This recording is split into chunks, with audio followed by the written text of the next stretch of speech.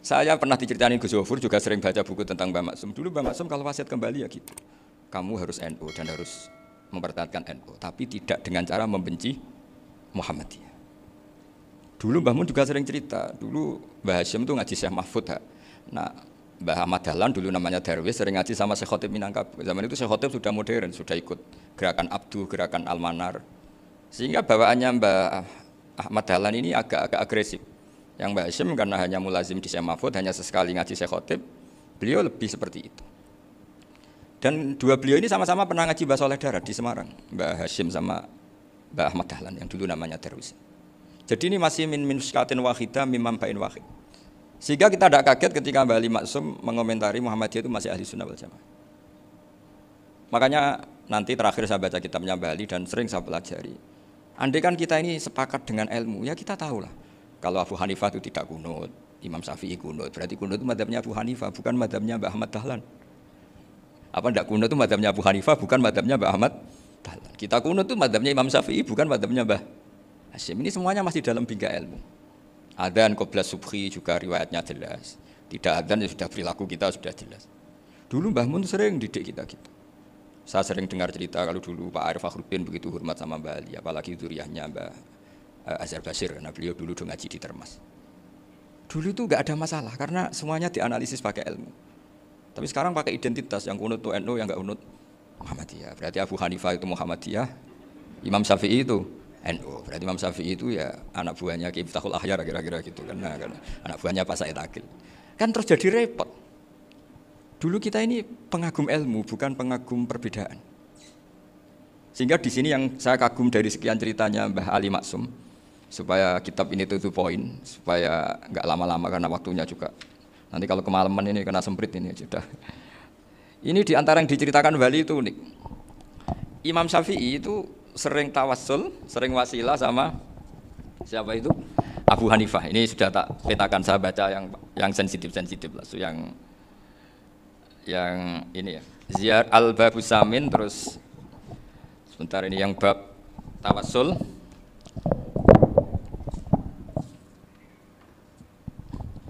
Ini halaman 90, mungkin santri-santri kerap ya bisa ngecek lagi di kitab Hujjatul Ahli Sunnah. Ketika cerita tawassul, di antara yang diceritakan Mbah Ali Maksum adalah perilaku ya, bukan sekedar statement tapi apa? Perilaku.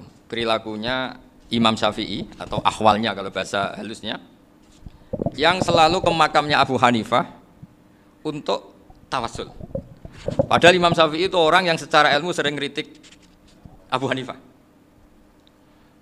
Jadi ini saya baca ini di halaman 100, jadi tawassul mulai halaman 9 berapa ini sampai halaman ini yang saya. Qala sami'tu Syafi'iyya yaqul inni la atabarraku bi Abi Hanifah wa aji'u ila qabri fi kulli yaumin za'irun.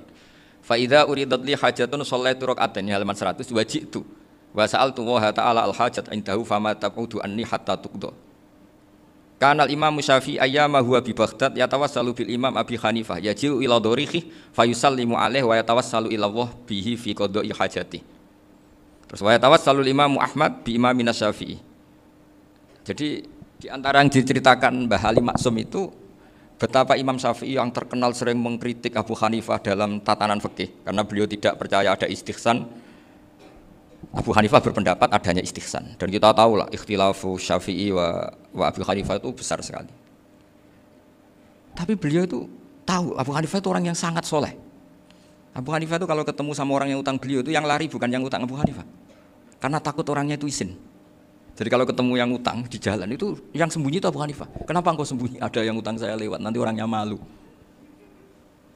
Jadi setingkat Robi'ah Adawiyah itu beliau di rumah ada maling itu sembunyi. Ditanya kenapa engkau sembunyi? Malu, gak ada yang dimaling. Malu sama malingnya karena serumah itu gak ada barang yang layak dicolong itu. Itu Rabi'ah dia sembunyi. Itu yang bisa niru itu Abu Hanifah. Jadi wali-wali besar ini ternyata saling menghormati dan saling tawassul. Nah, saya berharap tawassul ini bukan sekedar perilaku sosial tapi memang ada sanadnya. Sehingga terus diceritakan Bali di sini dulu istaqa Umar bil Abbas. Kata siapa tawassul harus dengan Rasulullah SAW? Dulu istaqa Umar bil Abbas. Sayyidina Umar itu tawassul istisqa dengan Sayyid Abbas. Padahal kita tahu Sayyid Abbas ini tidak nabi. Terus beliau cerita sampai Imam Syafi'i tawasul sama Abi Hanifah. Sehingga nggak ada perdebatan itu kan Umar. Kalau Umar kan ada jaminan boleh diikuti karena beliau sahabat. Bali cerita tentang Imam Syafi'i yang tawasul dengan Abu Hanifah. Seargumentatif itu. Maka saran saya kepada alumni Kerapjak, santri-santri Kerapjak, karena saya hanya berani ngomong sama santri Kerapjak, sama mas saya ada berani kalah sepuh. Itu tradisi keilmuan itu harus dijaga dengan hujjah dan dengan tadwin, dengan pembukuan. Saya punya sekian cerita ya, misalnya dulu kita mungkin iskal itu janggal. Kenapa sih orang Islam tukaran sama orang Islam? Sehingga di antara doa Nabi yang enggak dikabulkan Allah, enggak boleh dikabulkan sama Allah enggak boleh, bukan berarti enggak mustajab. Memang redaksinya famana aniha, memang enggak boleh. Redaksinya bukan falam yastajib lahu tapi famana aniha. Di Al-Marrah As-Salisa ini Nabi dilarang, yaitu melarang umat Islam itu jangan sampai tukaran sama umat Islam sendiri. Itu kata Allah, ya enggak bisa kata Allah, kalau itu enggak saya kabulkan. Itu dulu guru-guru kita nyontohkan sederhana. Kira-kira kalau saya tukaran wek Gus Zofuru, mbah men luwih ikhlas dibanding ditukari wong liya. Nak no kakak ditabuk adik, wong tua luwih ikhlas dibanding ditabuk tangga. Barokahnya membaca kita lebih mentoleransi. Kalau ada Mbah Hashim dikritik Mbah Fakih Mas Kumambang, kita ikhlas itu. Tidak dikritik guru PAUD, itu kan. Atau dikritik orang-orang yang nggak bisa ngaji. Artinya ternyata keliru kita bilang kiai kok tukaran. Justru bagus kiai tukaran, dibanding kiai dikritik guru PAUD. Atau dikritik orang-orang yang nggak bisa baca kitab. Akhirnya barokahnya baca kita menjadi tahu. Dulu Mbah Mun sering cerita, ini masih cerita silsilah ya. Jadi Mbah Maksum tadi kita tahu di antara guru besarnya Mbah Maksum tentu Mbah Mahfud Termas. Beliau adalah adik dari Kiai Mahfud Termas. Mbah Dimyati ini adik Kiai Mahfud Termas.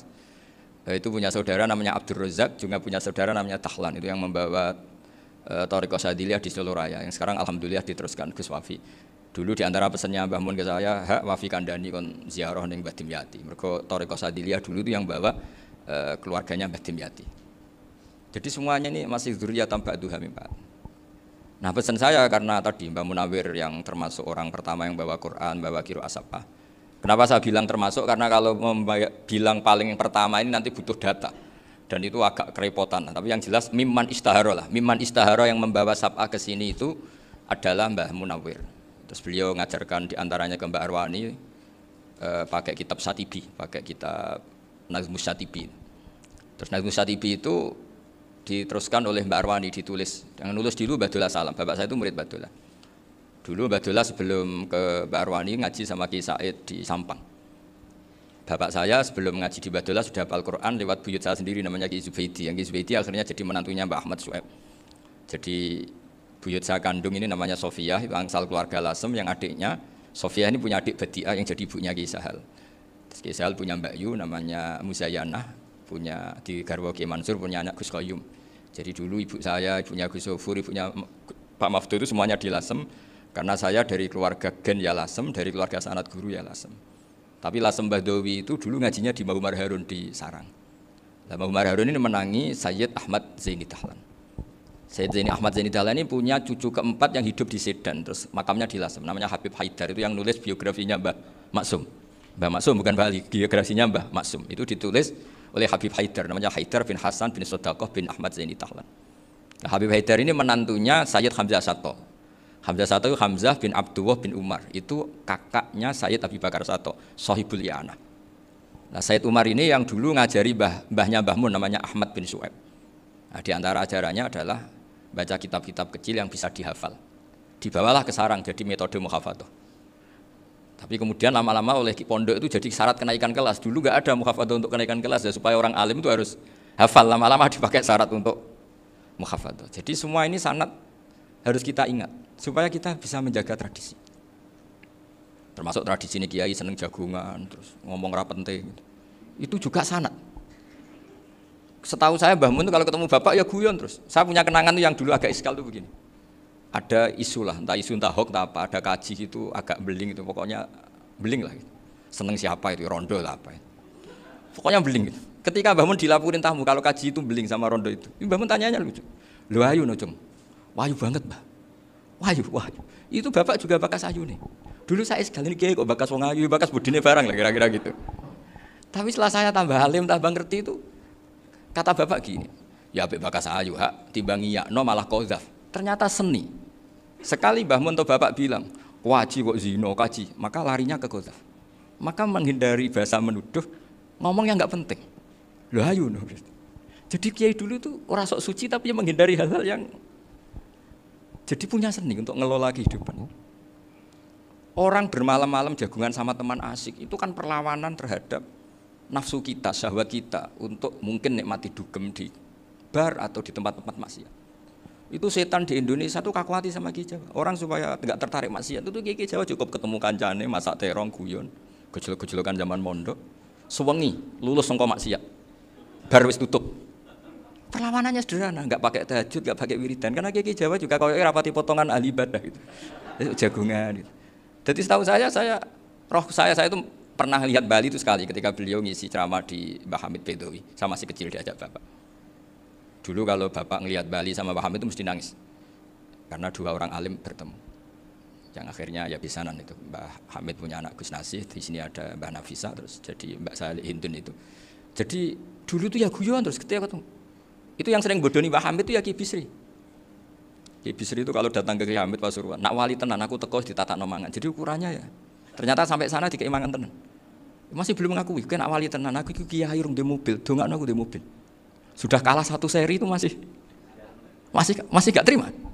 Lalu itu Mbah Hamid akhirnya berdoa, ayo monggo, mungkin-mungkin Ki Bisri gak ada mobil. Itu setelah didoain masih tanya, mereknya apa merek?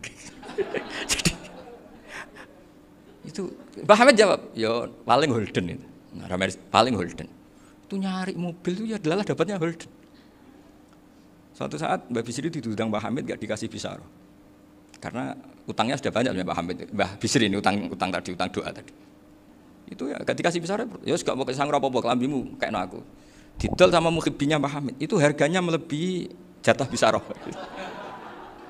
Ketemu Mbah Hamid. Kang, susu Kang, mergo. Jadi dulu itu rileks, makanya ini yang diceritakan ke Zofur. Sebetulnya kalau kiai-kiai itu bersanad itu ya rileks, hidupnya itu rileks. Karena rileks ini perlawanan terhadap kemungkaran. Saya dulu musyawarah sering sama Gus Zofur usul fikih. Itu jelas di antara yang ditulis Lubil Usul itu. Ya kita tahu tadi misalnya sanad usul fikih, Mbah Ber itu sangat al-usuli, Kiai Zubair Dahlan, abahnya Mbah Mun. Punya murid di antaranya Kiai Sahal. Kiai Sahal punya karangan Thariqatul Husul fi Syarhi Lubil Usul. Itu Thariqatul Husul itu beliau ngendikan dalam mukaddimah bahwa saya bisa mensyarah ini berdasar ngaji maknani sama Mbah Zubair. Terus beliau mengutip sarah itu dari kitab Nailul Ma'mul. Beliau ngendikan binus khotin khotiyah ghairi matbu'ah. Dan itu ditemukan di Kiai Mansur di Lasem. Karena Kiai Mansur iparnya Mbah Sahal. Mansur bin Khalil itu di antara katibnya Syekh Mahfud. Jadi semuanya ini sambung. Mbah Ber saking ahli usul fikihnya, kalau ngajar usul fikih itu kalau guyon takriran saya ini lebih memahamkan ketimbang sarah. Ya sudah, terus Mbah Zubair, Kiai Fakih, terus Syekh Mahfud. Di sini Syekh Mahfud termasuk orang yang dekat Mbah Munawir sampai putrane Mbah Mahfud namanya Gus Muhammad dibawa Mbah Munawir, kemudian mondok di Termas di antaranya, terus dinikah jadi menantunya kalau nggak salah Haji Taslim di Betengan, kemudian sekarang juriannya Mbah Mahfud di Betengan. Ini nggak boleh hilang.